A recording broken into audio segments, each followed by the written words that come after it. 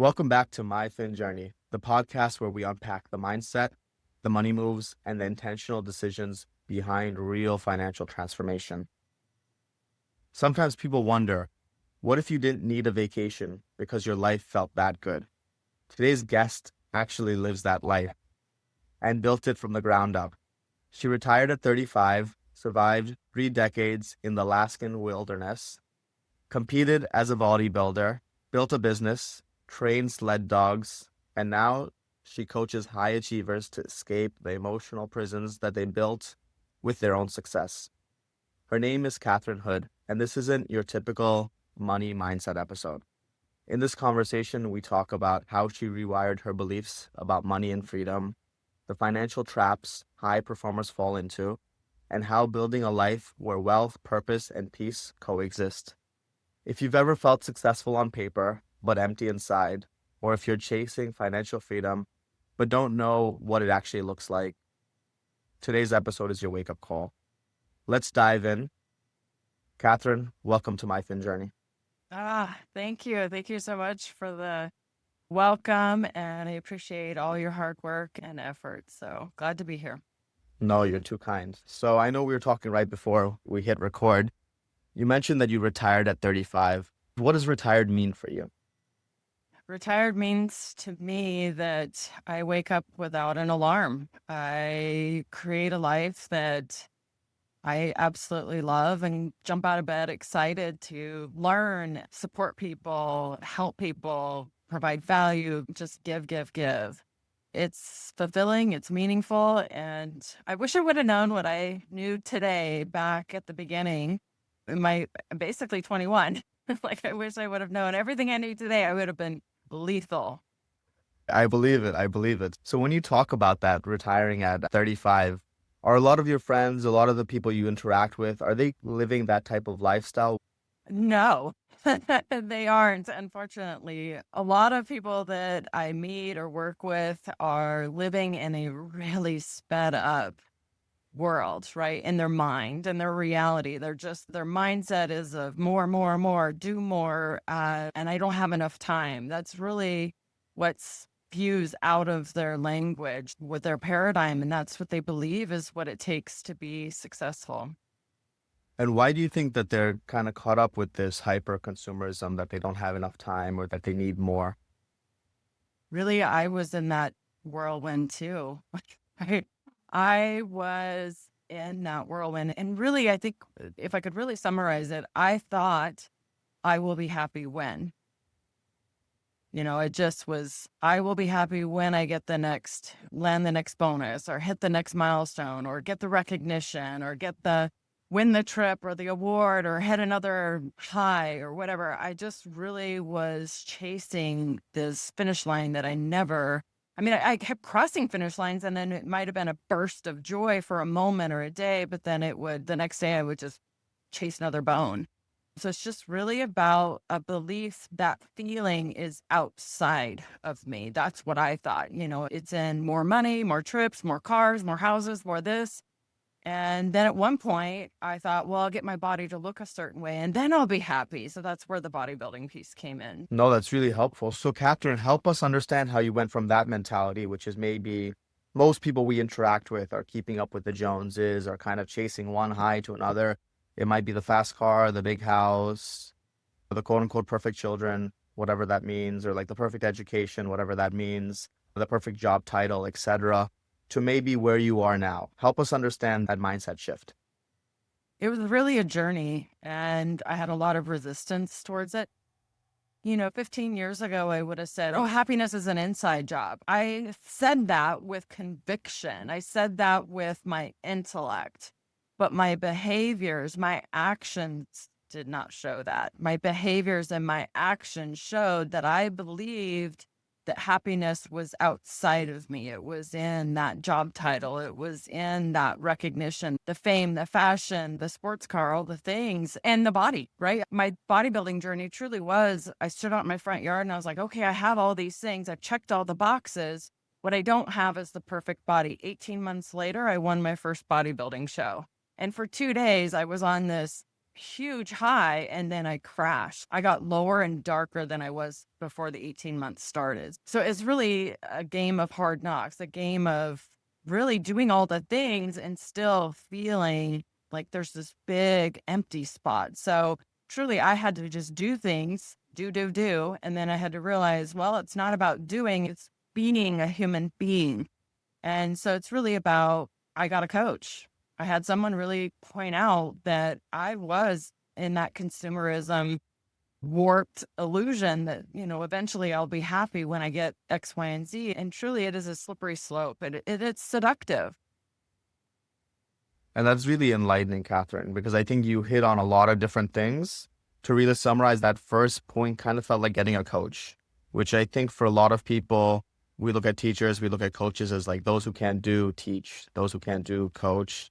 A lot of people who are kind of high performers think that, hey, I'm good in this, so I'm good in everything, or I should be good in everything, or I can drop one thing and become a bodybuilder in 18 months and win awards. That's not easy, right? But it's to say that you intentionally did that to try to chase that high of, feeling satisfied.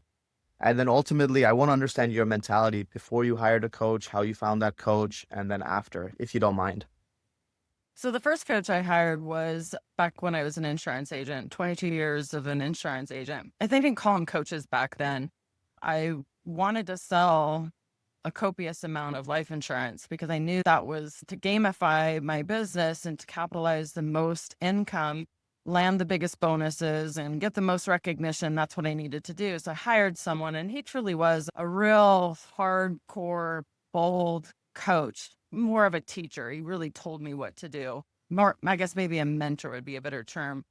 So that's kind of my first experience of stepping outside of my comfort zone and doing things that someone guides me or helps me. So that was the first. And then the second was a bodybuilding coach. And again, more of a mentor, someone that already traveled down the journey that I wanted to go, and they guided me. They showed me what to do, and they told me, trust the process. And truly, when I first started with that coach, I wouldn't drink water unless it was filtered through coffee beans. I wouldn't eat eggs. They made me gag, but she's like, no, you will do these things. So she's like, trust the process and just do these things. So I did. And I found that to be fascinating because, those are just two examples of probably many, but the reality is when I dropped my stories, I dropped my beliefs that, oh, I don't drink water unless it's through coffee beans, or I don't eat eggs, they're gross. When I dropped those stories and just kind of fell on the sword and said, let me just see what happens, try this out, things started to shift and change. So then I started to realize, well, maybe I could get a coach that could help me in all areas of my life and with my relationship to my husband and my daughters and my employees. And it just kind of bloomed from there. And I did get lucky and fortunate to find coaches that were specialized in all these areas. And it allowed me to elevate my life and see things from a different view or a lens, I like to say. And when you have a different perspective and a different view, you start to see what stories and rules and expectations and assumptions you've built over your lifetime. And a lot of that's conditioning, whether that be from your family or social media, or for me, as you alluded at the beginning, 30 years living in Alaska, I had all kinds of stories and beliefs that were formed from living in that very interesting, extreme place. So, it really takes someone with non-bias that's not a part of your life, that doesn't live near you, that kind of lives away from you, that can really just tell you boldly where you have blind spots and where you could actually see things differently and it be more expansive. No regrets whatsoever. I wish coaching was more understood and was more available to everyone, really. I love that, Catherine, because I think you really touched on a lot of depth. And before I dive into what I really liked about your answer, I wanted to just tell the audience, if you're enjoying this episode, please consider liking, subscribing, leaving a 5-star review. If there's anything Catherine's touching on that doesn't make sense or that you need further elaboration on, leave a question, leave a comment, because I think what she's touching on is something that we've heard on the podcast a bit before, but maybe from a different perspective. Really the idea of you don't know what you don't know, the value that a coach, a mentor, a trainer, the value that they add. But even, Catherine, before we dive into the value that they add and unpack that a bit further, I want to ask you if you don't mind sharing with the listener. Did you find it scary to get your first coach or maybe more the second coach and to really unlearn all the things that you had learned or the things that you believed to be, mandates like I had to drink water that was filtered through coffee? Help us understand your emotional approach to unlearning all of these different aspects of your life. What a great question. I don't think it was scary. I think I would say I had a lot of resistance.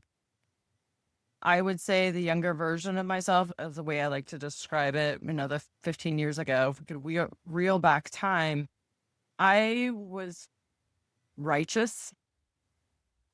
I'm right, you're wrong. I would not Yeah. believe that back then. I would not have said that back Well, then, you but I think was very righteous. I'm right, you're wrong. Very convicted in what I thought. I felt like I was high and mighty.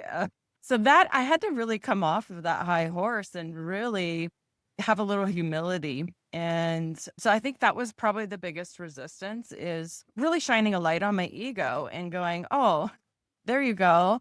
Little ego, you don't know everything, and really just yielding to someone else and seeing that, that could be true. And when we drop that righteousness and we lean into curiosity with an open eyes, open heart, open mind, I was like, let me try this. Let me actually take action and see this for my own self and really apply what I learned. Just one thing out of each session. That was all my only goal, is to find one really big gold nugget and listen to learn and apply. I started to see it unfold in real time in my own life and through my own experiences. I have taken that and applied that towards my clients and how I coach, train, teach, however you want to word it. That's the paradigm that I fall through, is like, let's see if we can learn something, apply something. And my mission is to help my clients basically launch forward in their life in a powerful way that they define it. They create the mathematical equation and they apply it. And then we come back together and we pivot and shift and change and adapt. Whatever works, whatever doesn't, we work together as a team.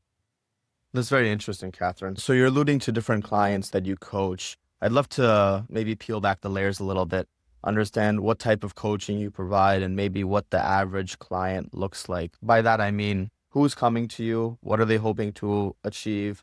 And how have you helped them achieve it in the past?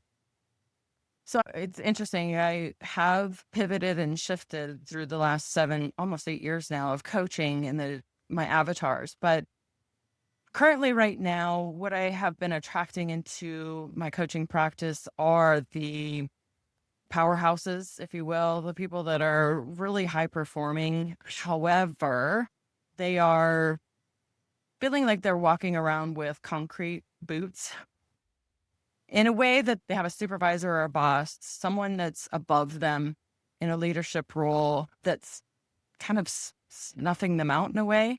That seems to be kind of the flavor lately, where they're feeling like they're held back, or there's this perception that their boss is making them feel a certain way: disappointment, frustrated, angry, whatever. There's a lack of communication typically, and a misunderstanding between the two paradigms, whether that be, and oftentimes, and this is the thing that I said yesterday to a client, is they wanted me to validate them. They wanted me to collude with them and agree that their boss is evil and terrible and a demon. And I'm like, I won't do that. That's not going to be helpful for you. What I do see in this dynamic, in this situation, is it's a power and control, right? You're wanting to take control over this, and so are they. And you both are activating each other's insecurities. So what it is, in a way, it's kind of outsmarting the other person. And so, it's really about leaning in and being vulnerable. And with that vulnerability,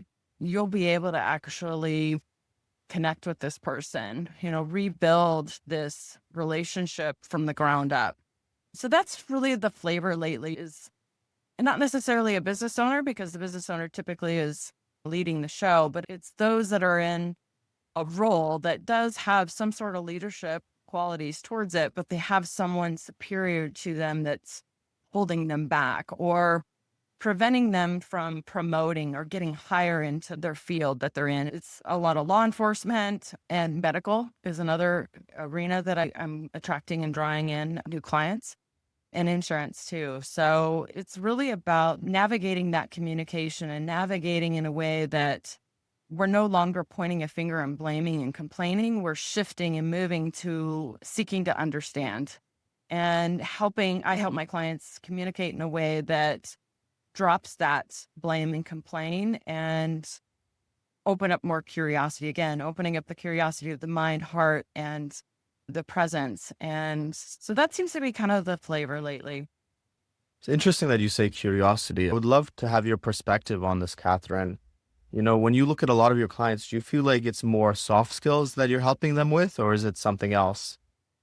I think if I was to really define it, what I help them with is seeing how their mind, thought, and consciousness are playing a role in what they're experiencing, right? For instance, if we're believing that our boss is mean and terrible and evil and awful, what ends up happening is our mind, which is also another word for ego, is going to start looking for evidence and proof of that.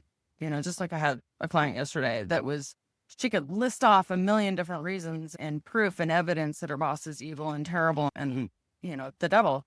But here's the reality is that's not going to benefit her, because her energy, as soon as she walks into that building, or even before she walks into that building, is very defensive, very righteous, right? Again, back old version of me, I understand that so very well. And all I know is that's not playing, it's playing in a huge deficit for her. So it's really about helping her understand where her energy comes from and where her feelings come from. Her boss can't inject feelings into her. Her boss can't make her feel angry, upset, mad, whatever, however they define it, he or she, right? However they define it, that's not possible. So I use a lot of storytelling to bring home how the illusion of thought can create this dynamic that they're evil, and shifting it to the curiosity piece. How can curiosity benefit you in this relationship?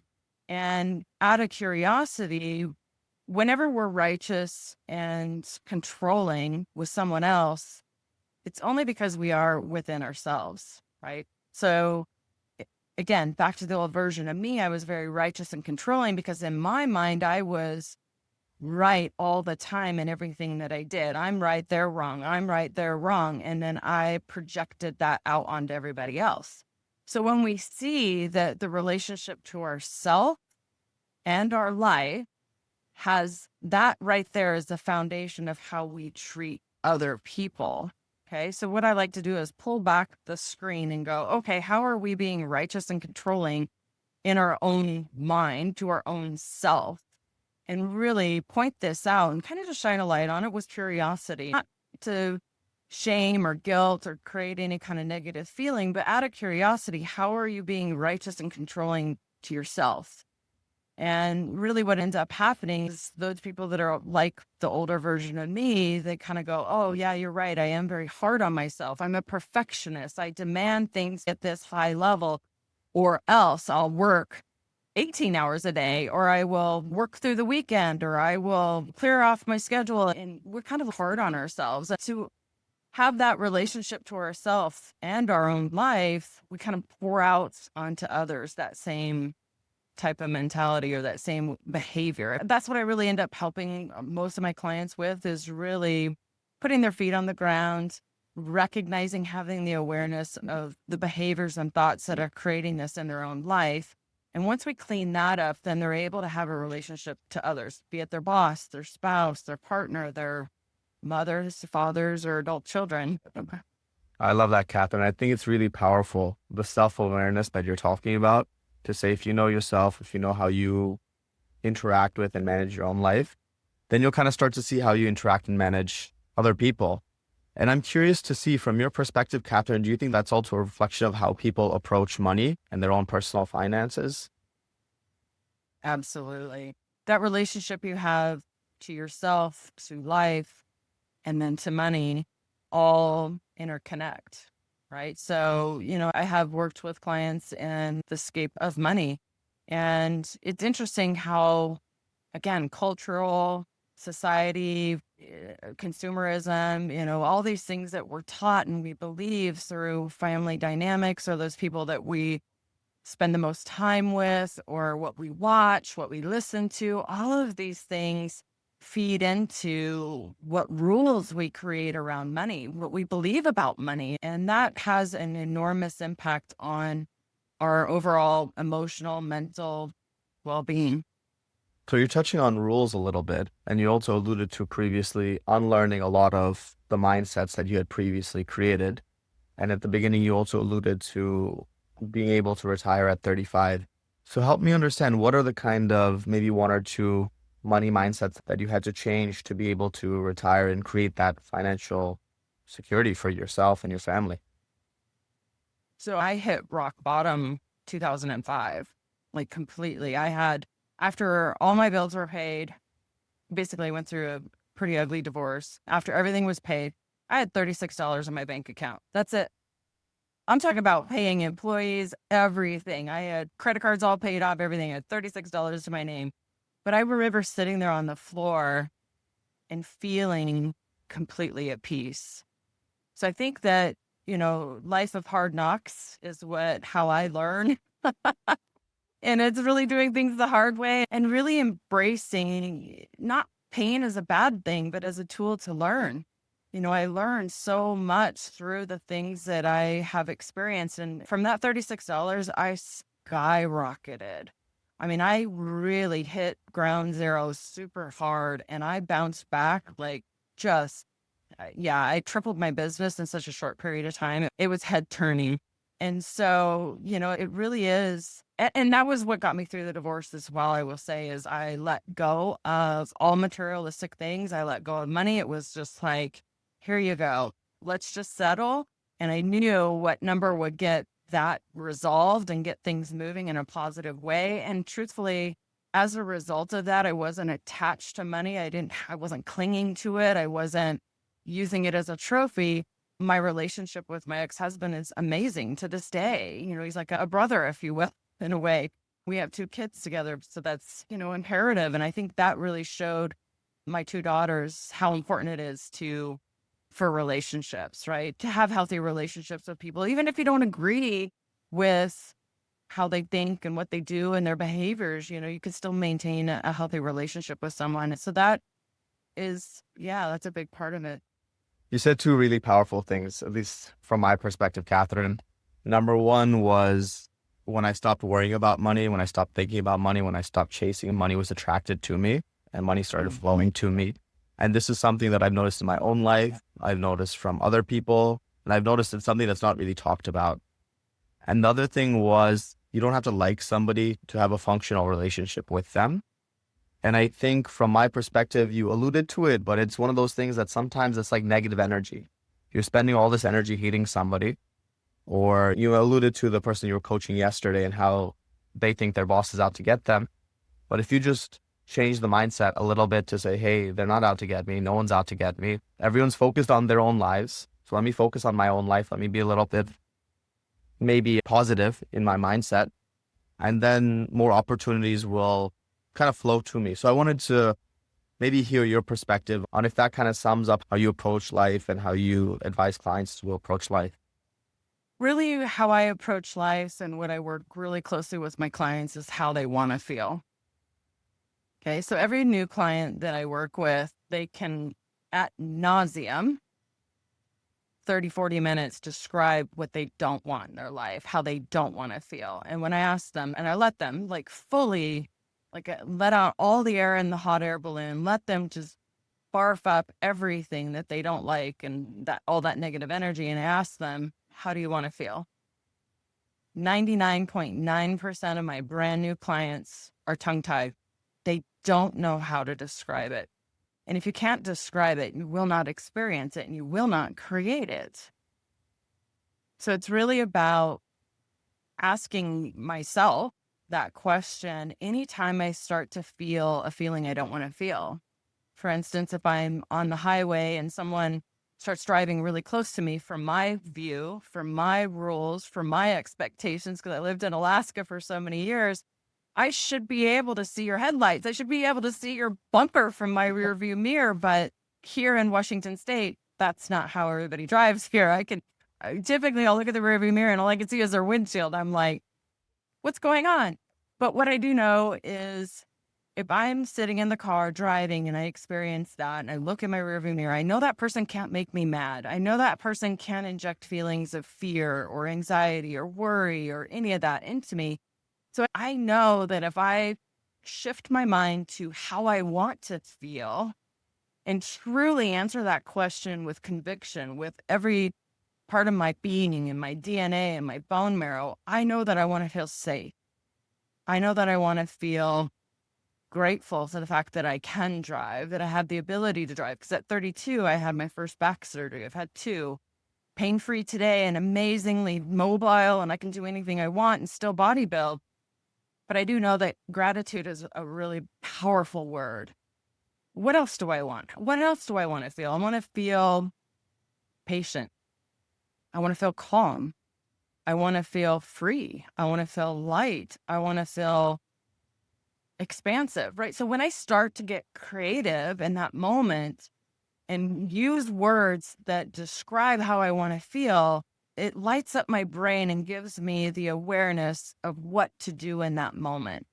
And sometimes it's doing nothing. Sometimes it's just being, right? But oftentimes I'll say twice the last 2 months, I've pulled over and I've let the person go by. And one time I let the car go by and the person in front of me did not have patience. Or the person in front of the other car had no patience and played games with them for the longest time. And I just pulled back and I watched and I laughed. It was quite entertaining. But, the old version of me wasn't patient, wasn't calm, and I would be reactive. Where if I really understand where my feelings come from, and if I really understand how to shift my experience live in the moment to move towards a more calm, patient, gratitude, appreciative being, I know that in the moment that I not only feel better, I experience the day better, the rest of my day, the rest of my week goes better. I make decisions from responding to life, no longer is life happening to me. I'm living my life from the inside out. I'm living my life in the way that I want to live it. Like I no longer fight going to sleep and staying up late and binge watching stuff. Like I truly wake up naturally every day. Some days it's 4:30, some days it's 6 o'clock. Like I am able to create my life now in a way that I live in a way that's it's beautiful and I enjoy it. And I can't wait to learn something new, experience something new. And I really want that for everyone else. No, thank you so much, Catherine, for sharing that because I find it very powerful. And I think it's one of those things that you're not really going to see in a textbook when you enter, Finance 101. You're not going to really hear like, what is the value of money from this perspective. You might hear money can't buy you happiness, but really understanding the depth of that to say, okay, hey, money can't buy you happiness, but it can buy you X, Y, and Z. Does X, Y, and Z bring you happiness? Probably not. So it's kind of to go a bit deeper. I know, Catherine, earlier in the conversation, you alluded to the different extreme conditions that you've lived in, that you've experienced, whether it was growing up in Alaska, bodybuilding, your journey as an entrepreneur. What do you feel like all of these experiences have taught you about risk, resilience, and wealth building that no MBA program or course ever could? Lean in. When things get difficult, lean in and just go through it. I can't tell you how many people that I first start working with that want to avoid. And what ends up happening is Avoid the discomfort, correct? Say that again? Avoid the discomfort. Lean into the discomfort, right? We can't build a muscle without discomfort. We can't build resiliency without discomfort. We don't get stronger if we don't lean into discomfort. The discomfort, I just look forward to it. Whenever I feel that dun dun dun feeling from an email or a text or someone reaching out to me that has some sharp words or whatever and has something negative to say, it's like, what can I learn from this? Just tap into that curiosity. Again, how do I want to feel? I want to feel curious. I want to understand. I want to lean into this and grow from it. How do I evolve? What can I do differently? What can I see differently? How can I experience this in a way that feels good at the end of the day, that I'm proud of myself when I lay my head on my pillow, that I showed up today fully and I learned something. I feel like if we don't lean into those discomforts, we might, and especially, let's say we're all the way back in middle school and we get scared to speak in front of other people. Maybe it's a spelling bee or whatever. But if we get scared to do the hard things, our emotional maturities is stunted at middle school, and we don't grow. We don't grow past that because we isolate ourselves more and we say no to things and we limit our opportunities and really just limit the beauty that our lives have to give us and provide. Yeah. So for me, everything that I've experienced has taught me to lean into the discomfort for sure. No, I love that, Catherine. I would second that. And I would say that you actually miss out on that opportunity to have that growth compound. That discomfort is you learning and growing, and then you're able to leverage that learning and that growing to really scale.